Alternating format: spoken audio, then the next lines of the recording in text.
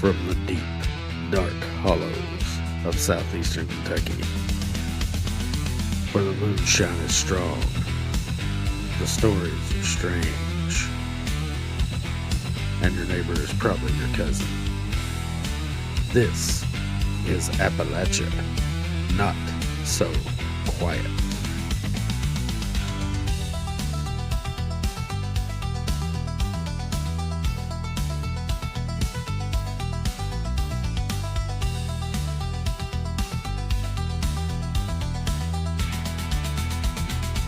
Hey, welcome back, everybody. I am your host, Hillbilly Phantom, and as always, I'm joined by my lovely wife and co-host. Legend Shade. This is Appalachia, not so quiet. So, it's Monday, and everybody knows what Monday means. If you've been listening to Appalachia, not so quiet, ghosts, scary stuff. But it's also Labor Day, and Labor Day means taking a day off work because you work hard. Kicking back with your feet up. Yeah, getting out the grill, cooking up some hamburgers and hot dogs. Hamburgers and hot dogs. Yeah. No, it's more like steak. Oh, steak. Yeah, steak on the grill. Steak and ribs. Yeah, you work hard for that, so you should eat something good besides Yeah, well, hamburger I and mean, hot dog. well, I don't mind the hamburgers and hot dogs, but yeah, I'll take a steak, sure. If that's what you want to do, I'm all for that. Maybe some taters. Taters. Fix up on the grill. Yeah. So happy Labor Day, everybody.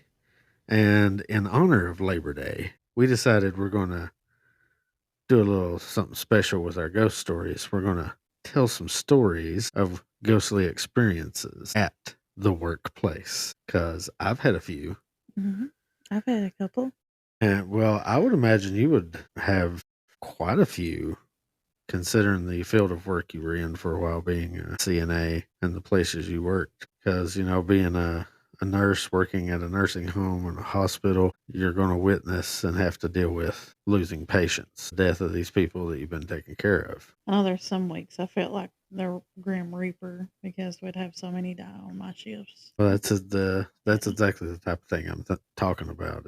Me and you both know for a fact have been in a hospital room where it felt like the Grim Reaper or something. Something was there. Something was there, and yeah. We can discuss that if you want to, because I knew when it was happening what was going on because I've experienced it. well, I don't necessarily want to talk about it. I'm just that's the type of thing I'm talking about is where you were a nurse. Yeah, I knew what it was. Yeah, I knew what was happening. You probably experienced that before. I thankfully had never actually experienced that before, so it was very strange, very eerie. It can be, but it's also a beautiful thing to sit and watch to know what's happening. Yeah, when you know that these people are finally not suffering anymore, going on to a better place. But sometimes it can also, it can feel dark, and feel scary because as much as we'd like to think that we all go to a better place, there are some that do not. That don't pass back over per se. Right. They're still wandering the hallways. Yeah, there's some that are. It's like their spirits are left behind, maybe like a limbo type of thing. Maybe that's why. Unfinished business. Yeah, these spirits are still roaming around on our earthly plane. And then some, of course, go in the other direction, unfortunately. But we're not going to talk about all that.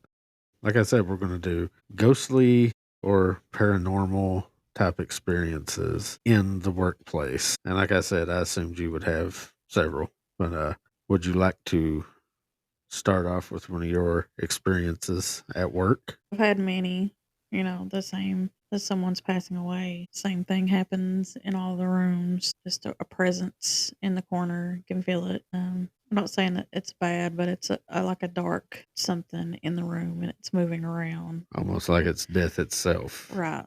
Like the Grim Reaper. As I'd always referred to it as, it was death.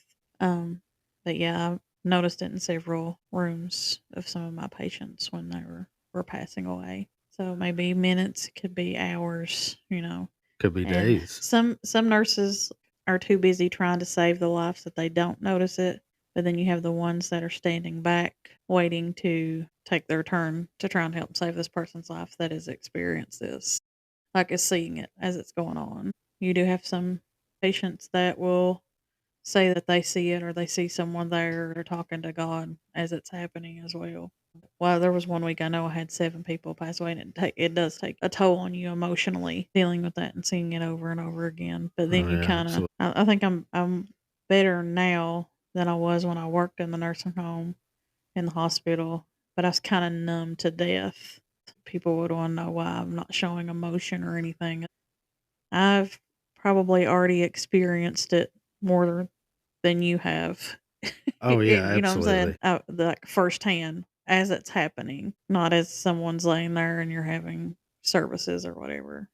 I mean, It's hard to explain if you're not a nurse. that's got to be hard on on nurses to not be able to save the person, Yeah, to have them pass away, and the doctors too, of course. yeah, Anybody that's involved trying to save these people, it's going to take a toll on. But yeah, after so long, if you're sticking with it, you kind of have to become almost numb to it. You have to try to put it in the back of your mind, put it away and not let it affect you because it can affect your job. I know, like, times that my grandparents had passed away or my granny had passed away, and I was working in the nursing home, and I guess, like, some people may have just thought I was being like, I didn't care, but I've just learned to be numb and turn my emotions off. I was dealing with it, but in silence. Like, I wouldn't say a lot, but I wasn't as distraught as the rest of my family was, Right. and I Yeah. didn't wanna talk to people. But getting back to what I've experienced in the nursing home, there was times that, like I said, a black entity inside the room, seeing them lay there and you kinda see like a light or an orb come from their body. I've seen You've that. seen that happen? Yes. Wow. And I've heard them talking to God, and they've seen the light. He's coming. It's beautiful. I've seen some, praying for their soul as they're asking for forgiveness. So yeah, that stuff's happened. Absolutely. Yeah, But nurses are, they're kind of part of the Grim Reaper's world.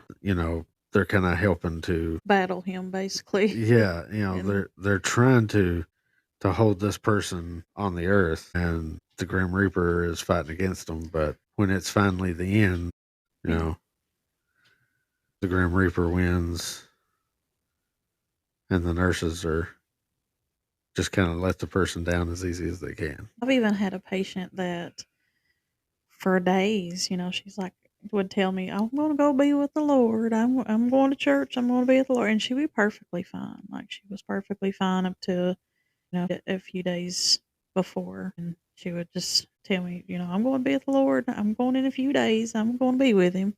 And Yeah. we're like, "Oh, you're okay. Ain't nothing wrong with you. You ain't going nowhere." And then she got bedridden, and she said, "I've told y'all I'm going to be with my Lord." And she would once she got closer, she was seeing the light. She was seeing people that had passed in her family and stuff. She was like, "I see them. They're all standing over there. I've just been in the room and experienced it." Because sometimes like they would send a senior nurse aide in there to monitor their vitals and stuff, especially if they were like a do not resuscitate patient, but we still had to monitor them Right. Yeah. um, and kind of keep them comfortable. Yeah. Like I So said, you got to kind of let them go yeah, as easy as you can. Well, that's yeah, incredible because I mean, there's literally thousands of stories out there of nurses, doctors, other patients, orderlies having these experiences when mhm, people pass away, seeing these incredible things. Even the patients themselves, seeing themselves laying on the bed like they're floating above their body. yeah, It's such an incredible moment, powerful moment when somebody passes away. And to be able to witness or even feel that shift of energy, yeah. it's a very strange and terrifying and wonderful thing all at the Yeah, same it time. is. There's so many emotions in death and dying. Now let's move ahead and say it's been some time since one of these patients has passed on. Are you ever visited by them again?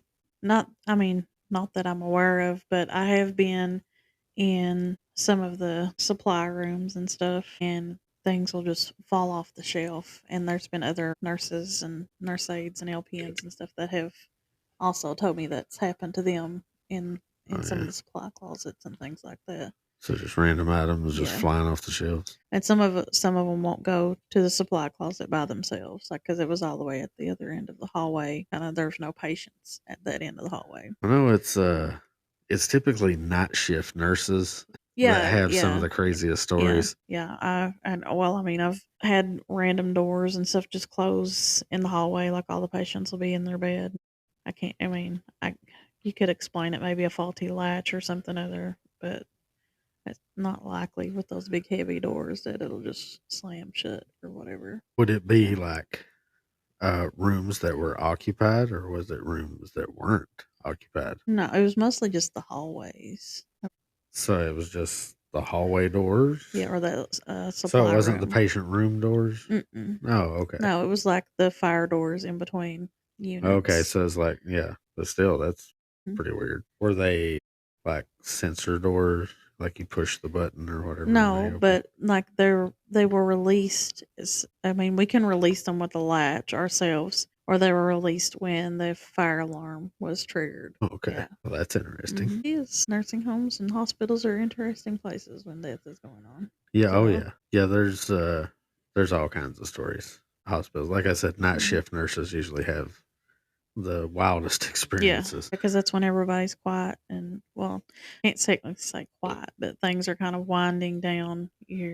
Right, there's not You're as only much going on. serving dinner. You don't have breakfast, lunch, and dinner going on. It's not a constant Yeah, something. most of your patients are asleep, Yeah, majority of them. and usually it's not a huge staff on the night shift. Yeah, There's not a whole lot of people wandering around. It's just few people at the nurses' stations and stuff. yeah.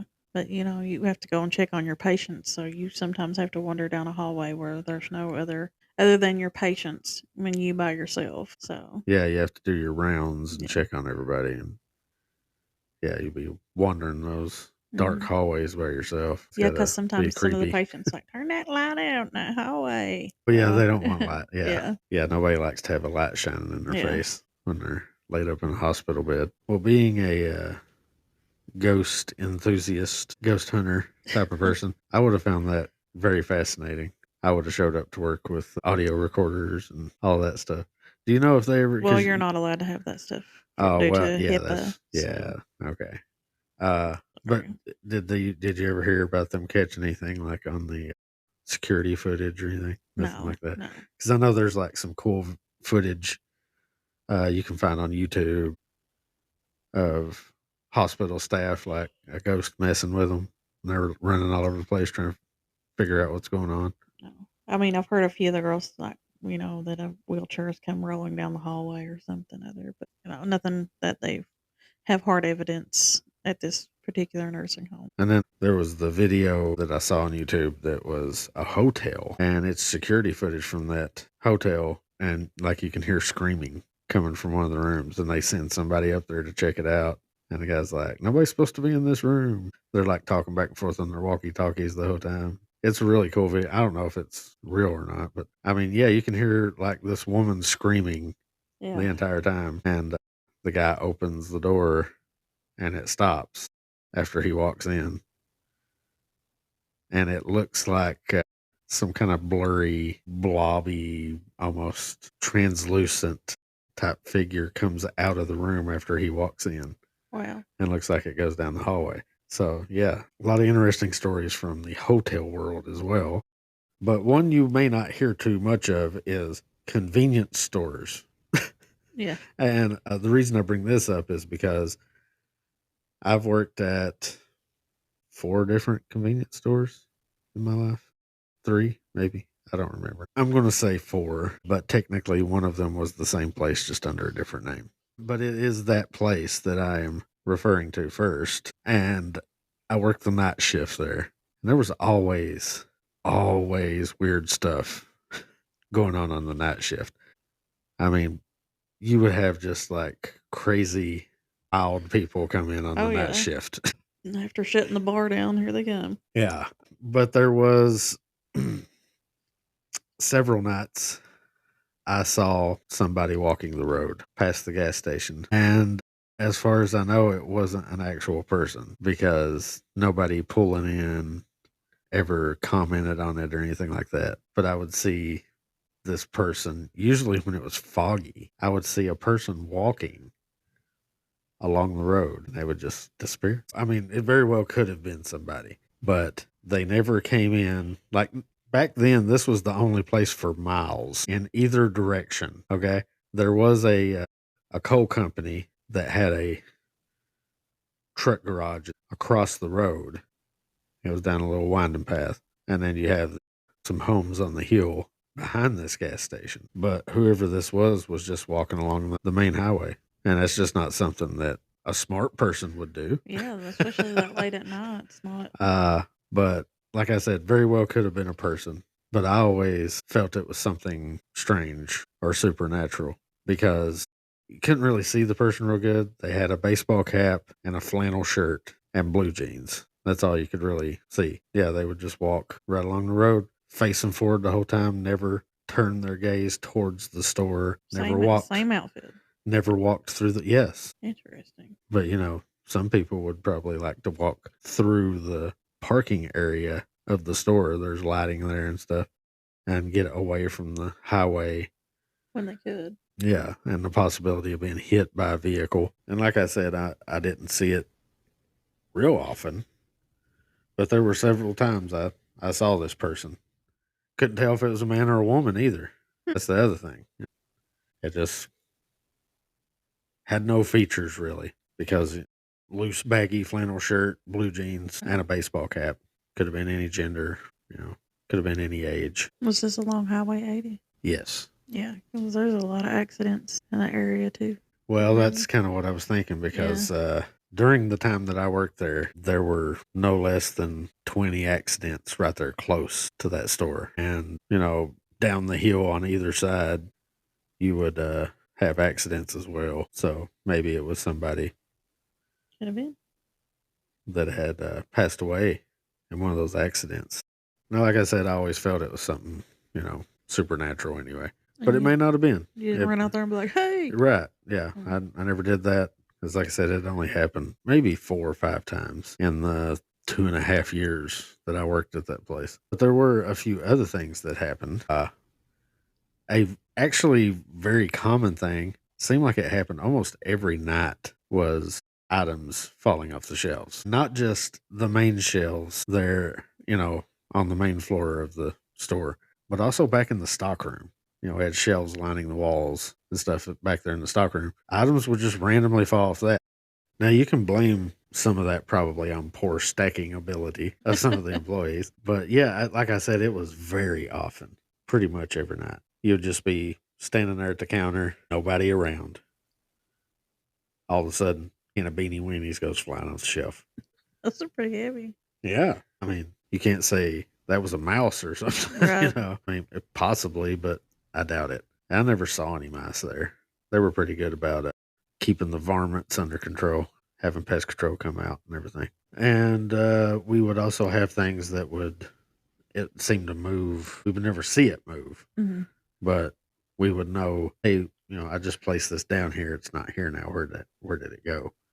And then we would find it, you know, on the other side of the store or something. So seeing the guy, like I said, that was a little unnerving because it could have possibly been a ghost. And I kind of felt like it was something supernatural. But aside from that, the biggest thing that stands out to me that I remember is me and one of the cooks. We had a cook that came in early in the mornings to do breakfast. And she was an older woman. She was in her 50s, I think. She's getting her biscuits and all this stuff out of the freezer and bringing them out there to start preparing them. Well, she stops and we start yakking about something, just idle coworker banter. And we hear a moan. Like, that's the only way I can describe it. It's just like Yeah.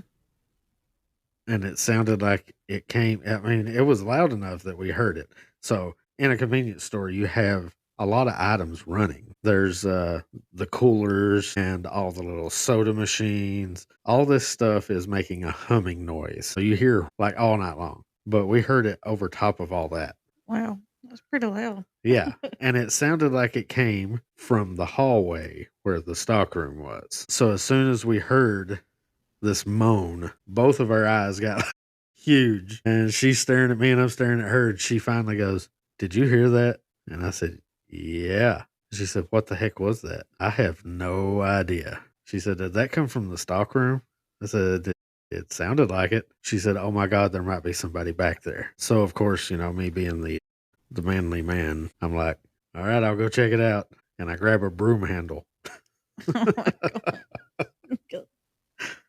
and I walk back there to the stock room and I open the door. I look Fixing to wear around. somebody out with that broom handle. Yeah, and I'm creeping around. Look, there's nobody back there. There was nobody around. There were no cars in the parking lot except for mine and hers. It was the dead time of the morning, like 3:30, Right. and there's nobody around at that time. All the people that went to the bars are already home. You think? Yeah, it wasn't a drunkard, laying on our steep or nothing. Yeah, there was literally nobody around. Oddly enough, like I said, I'd worked at a few other convenience stores. I worked at another one. It was the last one I worked at. I just worked there for a few months, but had some of the same types of things happening as far as, the items just falling off the shelves, things of that nature. Now, this very well could have been something there because this is an older store. It's actually a store that's not there anymore. Yeah, the flood got it. Yeah, Fortunately. The County Line Food Mart was right down there on the Not Perry line, right on Troublesome. And yeah, the flood of 2022 just wiped it out. One day, wasn't it 1 day or 3 days after that guy had just bought it, fixed it up, reopened it. He was going to put a restaurant and stuff in it. Well, okay, so here's what happened. He bought it and they were in there remodeling several months before the 2022 flood got flooded, but it was just like up maybe a couple inches on the wall, Right. and they Yeah, had it to had got up. strip everything back out, Yeah. rebuild it, and then he got it redone after that little flood and just opened it for 3 days, and then this last one took the building completely. Yeah. The big flood. So It was, like I said, it had got into that store a couple different times. yeah, But yeah, just enough just to cover the floor. And they had actually learned, earlier on the fact that water can get in there. And they had shelves that were a little bit taller yeah, so the items wouldn't get destroyed. And that's the way it was when I worked there. And so they could, that guy, like you said, right, yeah, he did have to fix some things. yeah. I had to fix the lower sections of the Yeah, wall and stuff right. to prevent mold and things Yeah, like the that. bottom few inches of the walls and stuff. But man, 2022 flood. It was to the roof. Yeah. I mean, you could just barely see from the pictures and things and the way it was described to us. You could just barely see the pitch of the roof Yeah. sticking out of the water. I can't believe it got that deep. No. But at that store, that store had been there for a really long time. And it's very possible there could have been something there. But it was basically the same types of things. I never saw anybody wandering around that seemed supernatural or anything like that. But I did experience things flying off the shelves, almost like a poltergeist type activity. And that same type of thing happened at the other place. I guess I might as well say you kind of gave it away anyway. You said it was along 80. Yeah. It's Jamestown, Yeah. the gas Cardinal station there Way. at Jamestown. Yeah. But the first time I worked there, it was Mighty Mart. And then the second time I worked there, it was Ready Mart. And yeah, now it's Cardinal Mart. So, but We just yeah, call it Jamestown. yeah, it's just Jamestown. It always will be. But yeah, it kind of sucks that County Line isn't there anymore because had some experiences there, and it'd be nice to know if maybe there were still things happening there, maybe things still moving around, flying off the shelves. So I have a story. It's not my personal story, but it's one that I've heard. Okay. And it happened several years before I was born. But if you're familiar with Hazard, you know what the TG and Y is, or the Five and Dime. It was like Yeah. downtown Hazard. Yeah. There. Okay. It's kind of like our Macy's back then. I guess. They must have got rid of it when I was really young because I have this just the slightest memory of the TGMY. So, but anyways, this took place like 1970s, and it kind of became the backdrop of some very strange events: phantom doubles, flickering lights, Yeah. whispers in the dark, even attacks that couldn't be explained. Wow. So there was this guy. He was a stockman at the TGNY, and he swore that like his buddy had came into work, seen him walk through the door, to the stockroom, and he was moving from aisle to aisle. He called out his friend's name, but he wasn't there. And people said that his friend hadn't even arrived at work yet. But he had just seen him. He didn't even walk through the door until like later that day. So he wasn't for sure. Was a spirit, his double. He's like, I have no idea. He was just ready to get out of there at the end of his shift. That's kind of strange. Yeah. And they said that stockroom was the heart of the unease, and it had no windows, and it was always dim. And when the lights went out in that room, it was just pitch black. Like there's no light at all. It's like kind of being buried alive. I mean, I kind of understand because that's the way the stockroom was at that convenience store. Yeah. It just had one fluorescent light. A lot of employees said that they, felt like they were being watched or could hear whispers in the stockroom, saw movements out of the corners of their eyes. Some said they saw ghostly figures moving like toward the aisles wherever they were at working. There's even customers and employees that reported ghost sightings. Wow. And there was one girl, she said that she saw her deceased grandmother on the balcony. Holy cow. Yeah. And then lights turning on and off, merchandise falling off, shifting in the shelves. Oh, yeah. And there was a stockman. They said he snapped. He said out of nowhere, he attacked his boss. Like he just lost his, mind. Really? Yeah. Crazy and attacked the boss. Yeah, said they didn't know what happened. Said later they told that he was cleaning the storage area.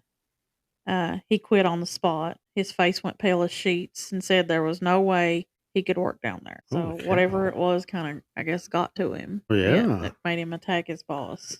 So that's crazy. That's like possession type stuff. Jeez. Said he was shoving his knees into his back and pulling his arms behind him like.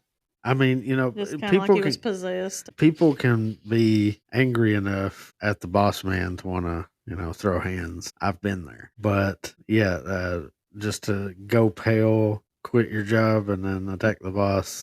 Yeah. From a place where people have been having strange experiences. Yeah. Like just completely snap, Yeah, that definitely some people may say possession. He was overworked and things like that, but that usually didn't happen back in the 1970s. Well, I mean, it could happen, but that sounds very possession-like. But it wasn't just one person though having a bad experience. There was like a pattern. Of the building across the years, with dozens of sightings or strange things that have been witnessed. Like I said, I never knew that the old TGNY was such an active location. Some people that don't remember it as TGNY would know it as the Five and Dime. Right. So yeah, I don't think I want to work in a stock room. Yeah, that's pretty creepy. Mm-hmm. The old Five and Dime in Hazard, Kentucky. Yeah, that's the first time I've heard about any strange things happening there. So in this next one, I'm pretty sure you've shared this with me before. We had this discussion. It's to do with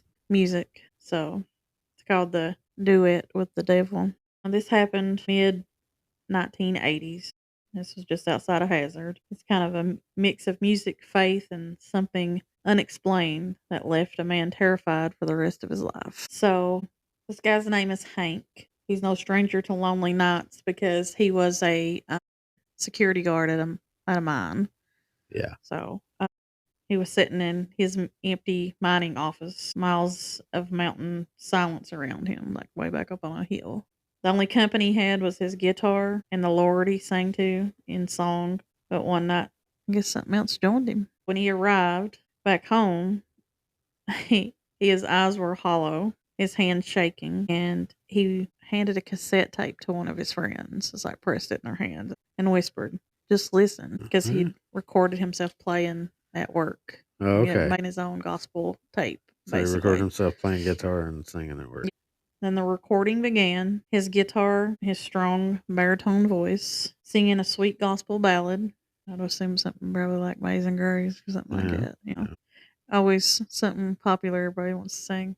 Yeah. But midway through the chorus, another sound entered. Okay. Yeah. Another sound. It was a gurgling, wallering roar. Harsh, unlike any human voice. A roar. Like a gurgling, roaring voice. Rose and fell in a way no language could explain. Everyone in the room that was listening heard and froze in place. And they said that their hair stood on end No and doubt. their heart started pounding. And they're like, this isn't feedback. This wasn't a glitch. This was something else. As if another presence was singing along with him. Yeah, like a duet. But no one else of this world like sounded like this. Yikes. Yeah. It's like the devil or something joined in. That's why they said the duet with the devil. He had that backup singer. Don't know the heck it was in his recording. So it is. They say for decades to follow, Hank and his friends never forgot that sound.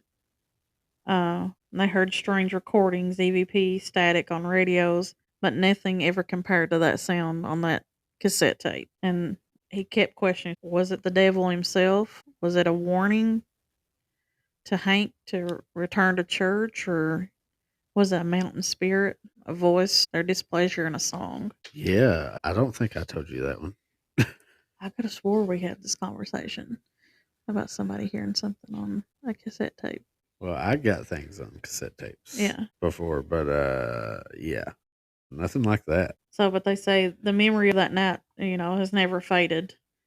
So even Hank's voice filled the world again in a gospel album. His friends admitted when the song reaches that chorus, he held his breath because once you've heard a duet with the devil, you never forget it. Yeah, no Yeah. doubt. That'd be crazy. So the devil was throwing in some death metal backup vocals with this guy who was recording himself at work. Yeah. It's like, is it proof of something demonic? They're at that strip job or mining site. Could be. Man, there's all kinds of strange stories from the mines. I bet if we had brought a miner on, they probably got some great stories. I would just like to hear that tape if they still got it. Yeah, I would love to hear that tape. Man, I wish I still had, because I've talked about the tapes that we recorded in that old practice house. Yeah. And I really wish I'd held on to those, but they disappeared long, long ago. Yeah, it wasn't me. I don't think I've ever heard that story. That's a good one. That's creepy. Just the person I want to say it was you, but whoever it was that we had this conversation about this was someone that was dealing with music at the time. Musically inclined. Yeah. Somebody in a band or something. Yeah. Yeah. I don't think it was me. You when we were traveling to a show when we had this conversation. I don't know. I don't think so. Okay. Because like I said, I don't really remember that one. Okay. Do you have any more work related stories? I do. Okay. Got one more. Hey, wait a second. I just had a thought. You know who I bet has some awesome ghost stories? Who? Is the people who have to work night shift at a graveyard.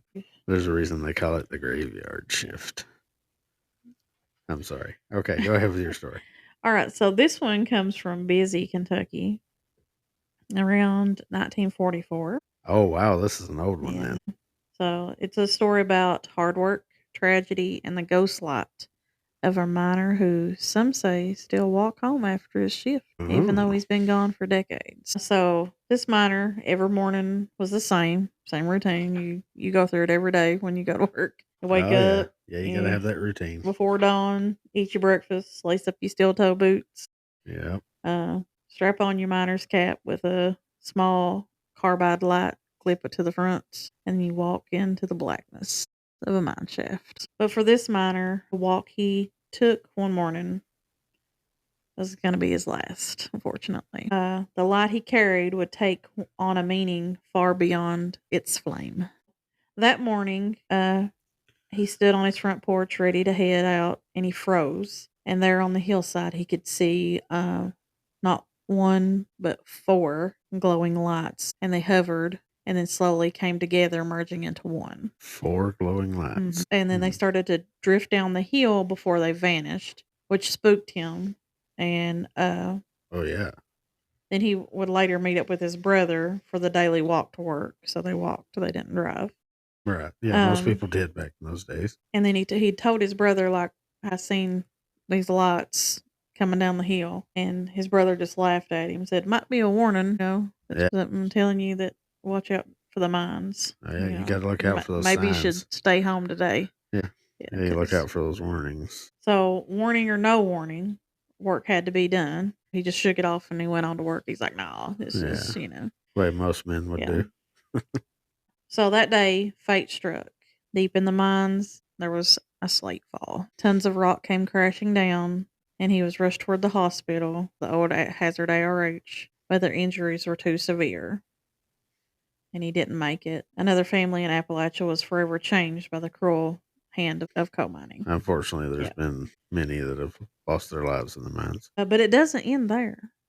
That very night, family and friends reported seeing something strange, a single light moving slowly down the hill. The same hill that he had walked every morning on his way to work to the same mine. And then it seems like year after year, and the anniversary of his death, the light will appear again. It's floating down the hill and disappears at the bottom. So many believe that it's his carbide light still shining, still walking home.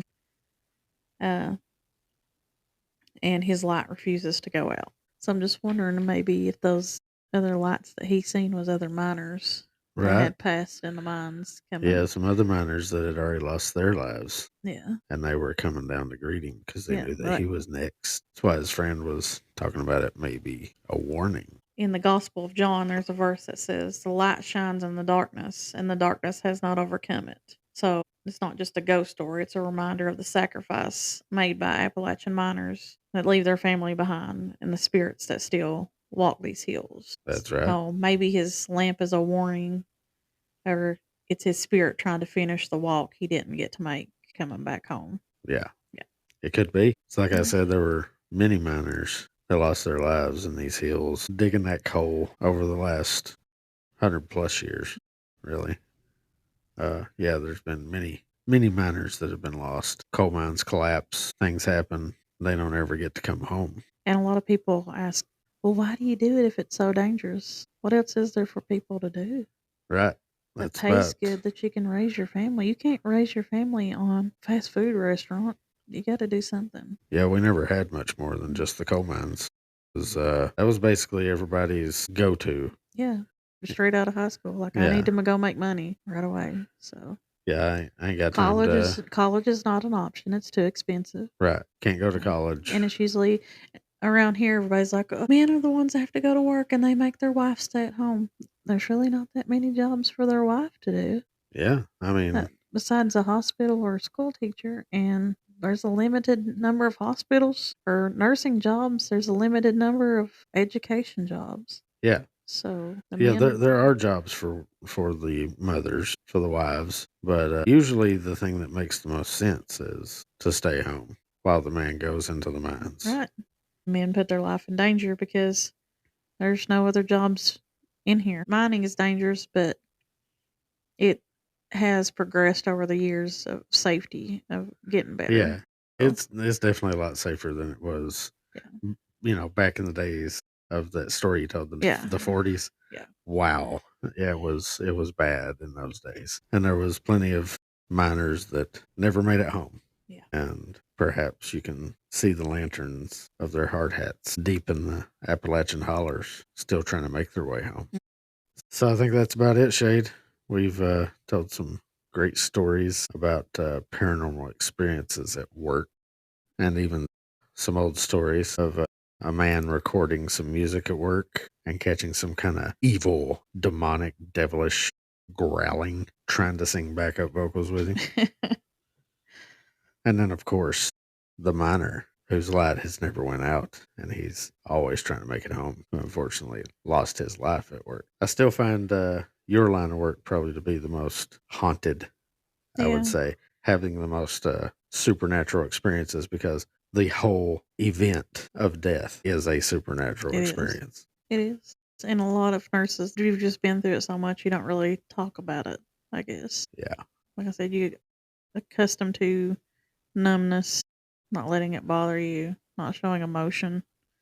It's just an everyday occurrence. And you get used to that darkness that sometimes comes in the room. You kind of know it's there and know what it means. You just try to tune it out and do the best you can. So there's more incredible nurse stories out there, strange things they've seen and experienced. And if you've had any strange experiences, you need to leave them in the comments. Let us know about them. We could tell your story. Heck, we may even bring you on so you can tell your story. And get some free merch. And get you some free merch. Oh, yeah, free merch. You thought we'd forgot. We just made you wait till the end of the show. That's right, everybody. We have gathered all the people who have made comments on Spotify, Apple Podcast, Amazon Music, Audible, TikTok, X, and even a Facebook post that Shade shared for the podcast. We actually didn't end up with too many names, but we gathered them all together. We got enough here. We're going to spin the wheel. Shade has put everybody's name into a little app on her phone. It's a little like a Wheel of Fortune wheel type of thing. And she's going to give it a spin, and we're going to see who the winner is of the t-shirt and mug, the free merch. Ready? It's spinning. And the winner is Jennifer Ashley. Jennifer Ashley. Congratulations, Jennifer. We will be contacting you very shortly. Yeah, for your t-shirt size Yeah. and your address. Yeah, we'll have to get all the information from you. Yeah, what size you need.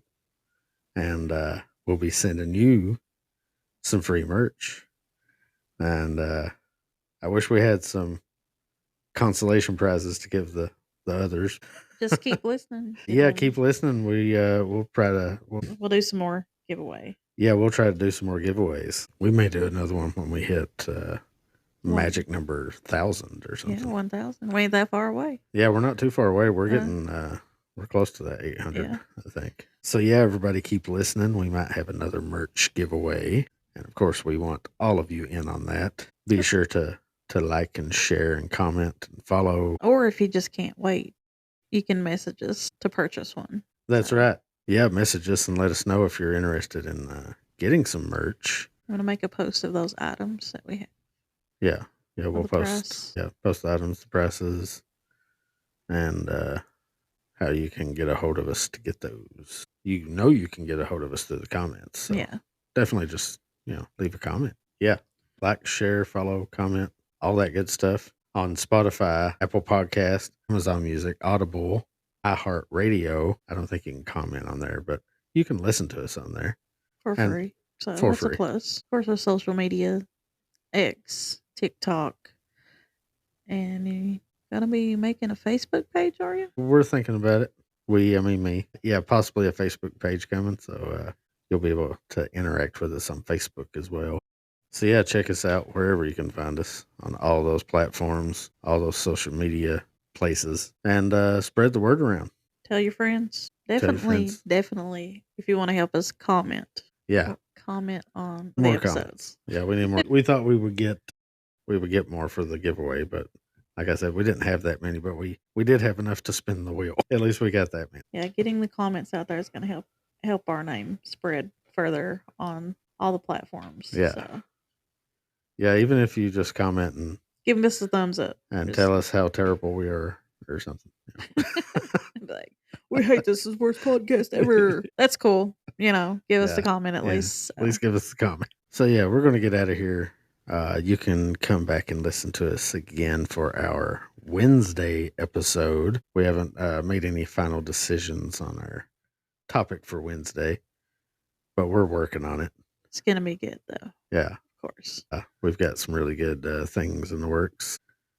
I think it'll be a great episode. This was a great episode, and still loving doing this. A lot of ideas floating around. This is Appalachia Not So Quiet. I'm your host, Hillbilly Phantom, and my lovely co-host, Appalachian Shade. We'll catch you on the next one. Till then, watch out for them boogers.